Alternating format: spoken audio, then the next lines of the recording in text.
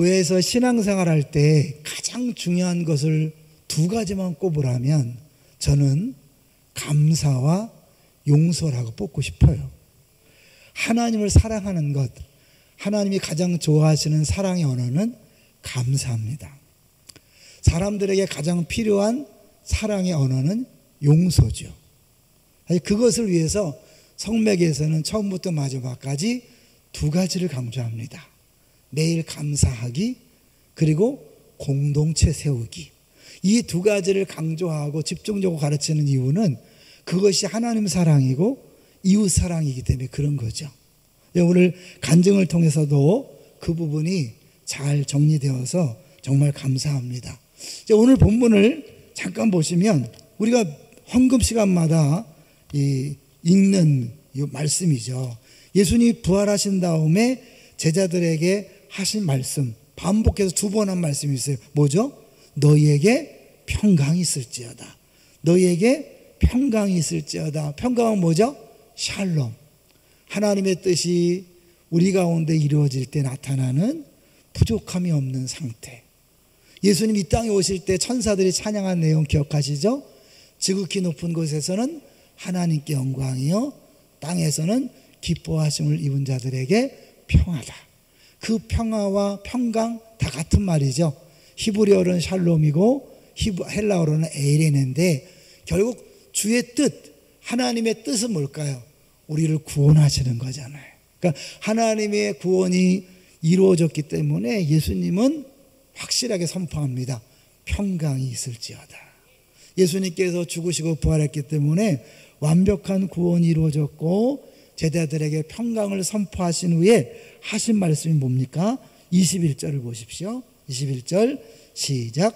예수께서 또 이르시되 너에게 평강이 있을지어다. 아버지께서 나를 보내신 것 같이 나도 너희를 보내노라. 이제 우리에게 구원이 임했고 평강이 주어졌기 때문에 우리가 할 일은 이제 가는 거죠. 예수님이 이 땅에 오신 거, 아버지께서 예수님을 보내셨던 것처럼 동일하게 우리를 보낸다 그랬어요. 하나님 아버지가 예수님을 왜 보내셨을까요? 하나님이 세상을 이처럼 사랑하사 독생자를 주셨으니, 그 말도 있죠. 근데 예수님이 자기가 이 땅에 온 목적을 분명하게 두 군데서 말씀했어요.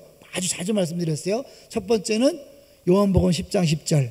내가 온 것은 양으로 생명을 얻게 하고 풍성케 하려 함이라.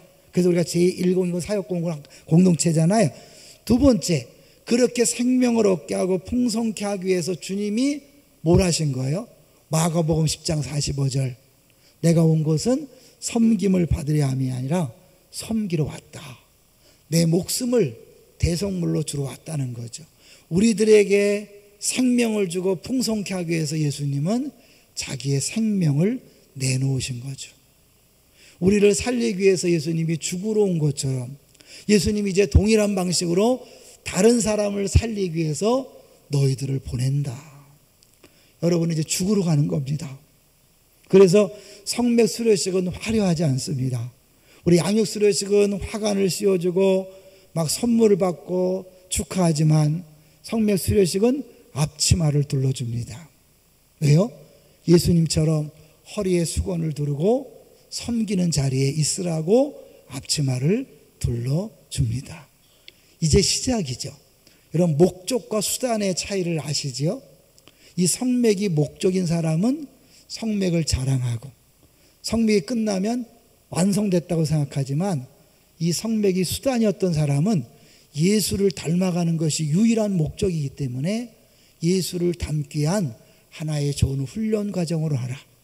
더 겸손하게 이제 성맥에서 배운 감사와 용서를 생활화하는 그런 삶을 사는 것이지요. 우리 이승희 집사님이 고백한 것처럼 이 감사와 용서와 용납을 위해 필요한 것이 자기 부인입니다. 하나님 앞에 100% 감사하기 위해서는요, 엄밀히 말하면 내가 없어져야 돼요. 내가 판단하기 시작하면 이건 좋은 것, 이건 나쁜 것, 이렇게 판단 시작하면 100% 범사에 감사할 수 없어요. 나는 죽고 하나님이 하시는 모든 일은 다 옳습니다. 다 나를 사랑하시는 것입니다. 가장 멋지신 일입니다. 할 때 범사에 감사가 나오는 거예요. 그러니까 감사하는 사람은 자기를 부인한 사람이죠. 동의하시나요? 그리고 이제 공동체를 살리기 위해서 내 주장을 펴는 사람은 절대로 공동체를 세울 수 없습니다. 왜요? 나와 다른 것을 용납하지 못하니까. 그래서 공동체를 뛰쳐나가고 공동체를 거부하고 자기식들을 하는 거죠. 2년 동안 그 끊임없이 다양한 사람들을 만나서 그들을 용서하고 용납하고 하나 된 걸 힘써 지키는 것을 경험했어요. 그게 전부는 아니죠. 이제 평생 그 작업을 해야 되는데, 그러기 위해서는 끊임없이 자기 부인을 해야 되는 거죠. 내 마음에 드는 것이 아니라, 내 뜻이 아니라, 내 목적이 아니라 철저하게 주님께서 원하시는 하나 되게 하신 목적을 이뤄가는 거예요. 부부끼리, 또 우리 성맥 식구들, 또 패밀리 식구들, 부서 식구들, 더 나아가 지역, 교구, 교회. 교회 하나 된 걸 힘써 지키는 사람은 지역교회와 하나 된 것을 힘써 지키고, 한국의 모든 교회와 하나 된 걸 힘써 지키고, 전 세계의 모든 교회가 하나 된 걸 힘써 지킴으로 눈에 보이지 않는 교회를 세워가는 것이 예수님의 제자의 마땅한 길인 줄로 믿습니다. 그러기 위해서 여러분이 철저하게 자기를 부인하고 낮은 자리에 있으라고 한 이야기를 하고 마치려고 합니다. 어느 허름 문제가 많은 수도원에 한 늙은 수도가가 문을 두드렸다 그래요. 파리 근교에 있는 수도원의 주방에서 이 수도사들의 마음에 평화를 주던, 정식 수도사도 아니고 평신도 수도사였던 로렌스 형제라는 분이 있어요. 이번에 우리 부흥회 강사로 오셨던 분이 이야기했죠. 로렌스 형제. 그 형제가 평신도 수도라서 늙었어요. 근데 이제 어느 수도원에 문제가 생기니까 이 감독관이 이 젊은 수도사들만 있는 곳에 늙은 수도사들을 보냈어요. 원장으로 보냈어요. 그런데 이 사람이 딱 똑똑 문을 두드리고 나니까 젊은 수도사들이 몰려 나왔다가 복장이 허름하고 우습게 생겼으니까 막 키득거리면서 새내기가 왔군요. 식당에 가서 설거지를 하시오. 원장으로 왔는데 못 알아보고 이 늙은 수도사에게 인사는커녕 막 조롱하면서 바로 일을 시키는 거예요. 그런데 이 늙은 수도사가 원장으로 부임했지만 아무 소리 안 하고 예 그렇게 하겠습니다. 그리고 곧장 식당으로 가서 말없이 섬기는 거예요. 아무 말 하지 않고 불평하지 않고 섬기니까 존경받는 게 아니라 더 무시하고 함부로 대하는 거죠. 이게 그거예요. 우리가 잘한다고 인정받는 게 아니라 더 무시하고 함부로 대하는 거죠. 한 달, 두 달, 세 달 동안을 자기가 원장이라고 밝히지 않고 주방에서 묵묵히 일을 했어요. 세 달이 지났을 때에 수도원을 감독하는 수도원 감독자가 그 수도원을 찾아온다는 소식이 들렸어요. 이 젊은 수도사들이 그 감독자에게 책 잡히지 않으려고 막 쩔쩔매면서 열심히 준비했어요. 그러다가 이제 드디어 그 감독자가 왔는데 원장이 안 보이니까 묻는 거예요. 원장님 어디 가셨나?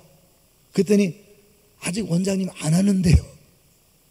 안 왔다는 거예요. 그러니까 이 감독 수사가 이상하다. 내가 3개월 전에 이곳에 보냈는데, 그 순간 이 모든 수사들이 깨달은 거예요. 3개월 전에 왔던 그 허름한 주방장의 수도사가 원장님이었구나. 그래서 그때 막 몰려갔더니 여전히 그 주방에서 그 원장이신 분은 설거지를 하고 있었습니다. 그 순간 어떻게 계세요? 모든 수도사들이 다 로렌스 앞에 무릎을 꿇은 거죠. 수도원장으로 부임했으면서도 묵묵히 접시를 닦으며 굳은 일을 마다하지 않는 그의 지극한 겸손한 모습에 모두가 감동하게 된 거죠. 그 사람이 바로 로렌스 형제라는 그 유명한 사람이죠. 그 사람이 이거 원장으로 오기 전에 자기 수도원에 있을 때 허름한 그 수도원에서 이 평신도 수도사로 있으면서 기도한 거예요. 주방에서 일하면서 이곳이 천국이 되게 해주십시오. 기도했는데 어느 날부터 사람들이 그 주방에 오면 마음이 편안해지는 거예요. 천국을 경험하는 거예요. 그래서 사실은 인정받아갖고 이 문제 있는 수도원의 원장으로 보냈는데 알아보지 못하고 3개월 동안 무시하고 함부로 대했지만 전혀 티내지 아니하고 겸손하게 3개월을 묵묵히 원장이면서 설거지를 한 거죠. 그분이 수도원장이지만 어떤 명령도 설교도 하지 않았습니다. 다만 그의 진실한 섬김 앞에서 모든 수도사들이 변했습니다. 사람들은 높은 자리에 앉아야 단체의 장이 되는 줄로 생각합니다. 큰 소리치고 어깨에 힘을 주어야 지도자인 줄 압니다. 그러나 진정한 수장, 진정한 리더는 높은 곳에 앉아 있지 않고 오히려 천하고 낮은 곳에서 지극히 낮은 자와 더불어 남을 섬기는 사람입니다. 동의하십니까? 목자는 섬기는 자여야 합니다. 맡겨진 주님의 양을 돌보는 사람은 섬김과 희생으로 본을 보여야 합니다. 로렌스 수도원장은 나이가 많은 원로였지만 그는 수도원장으로 부임해서 원장 행세를 하지 않았습니다. 오히려 종처럼 신입처럼 섬겼습니다. 그것도 3개월 동안 그렇게 했습니다. 설교하지 않고 가르치지 않았는데 3개월 동안 묵묵히 섬긴 그 모습에 모두가 감동을 받고 그 문제 많은 수도원이 변화되었다는 실제 있었던 이야기입니다.